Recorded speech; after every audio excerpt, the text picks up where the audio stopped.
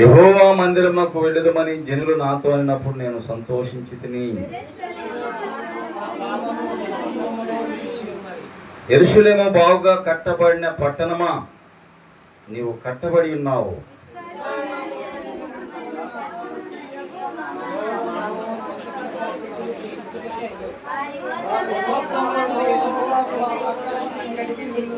అచుట న్యాయము తీర్చుటకే సింహాసనములు, దావీదు వంశీయులు సింహాసనములు స్థాపించబడి ఉన్నవి.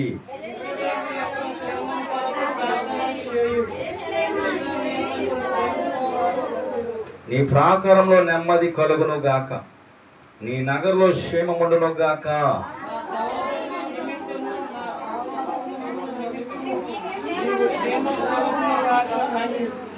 మన దేవుడని యెహోవా మందిరము నిమిత్తం నీకు మేలు చేయ ప్రయత్నించేదను.